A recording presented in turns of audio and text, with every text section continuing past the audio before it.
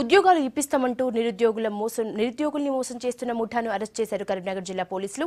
హుస్నాబాద్కు చెందిన సత్యనారాయణ, సునీల్, రఫీక్, శ్రీనివాస్ కలిసి high court హాస్టళ్లలో attendant jobs ఇప్పిస్తామంటూ 18 నుంచి 70 లక్షల రూపాయల వరకు వసూలు చేశారు. డబ్బులు చెల్లించిన వారికి నకిలీ అపాయింట్మెంట్ ఆర్డర్స్ అందజేశారు. డ్యూటీలో జాయిన్ అయ్యేందుకు ఆఫీసులకు వెళ్లటంతో అసలు నిజం బయటపడింది. కాల్ లెటర్లు నకిలీవని తేలటంతో పోలీసుల్ని ఆశ్రయించారు బాధితులు. నిందితులను అదుపులోకి తీసుకున్నారు హుస్నాబాద్ పోలీసులు.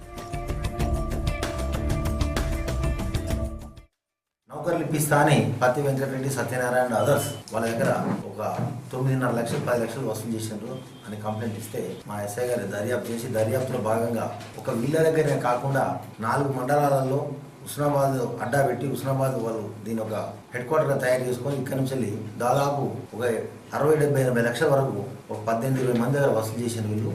ఈ పత్తి వెంకటరెడ్డి, సత్యనారాయణ వసూలు చేస్తే దానికి ఇంకో విజగిరి శ్రీనివాస్ అని మాజీ టీవీ రిపోర్టర్ కదా ఇట్లా హైకోర్టులో జూనియర్ అసిస్టెంట్లు, సోషల్ వెల్ఫేర్లో జూనియర్ అసిస్టెంట్ల పోస్టులకని వాళ్ళు సెలెక్ట్ అయినట్టు అపాయింట్మెంట్ ఆర్డర్స్ తయారు చేసినారు. ఇవి జిరాక్స్ మాత్రమే అక్యూడ్ దగ్గర దొరికినాయి. ఇంకా ఒరిజినల్స్ అన్ని ఎవరైతే బాధితున్నారో వాళ్ళ దగ్గర ఉన్నాయని చెప్తా ఉన్నారు. అవి కూడా ఒరిజినల్స్ కూడా సీజ్ చేయడం జరుగుతుంది. ఎవరైనా నౌకరు ఇప్పిస్తా అంటే ఇమీడియట్ ఫస్ట్ దగ్గరలో ఉన్న పోలీస్ స్టేషన్ కనే ఇన్ఫార్మ్ చేయండి. నౌకరు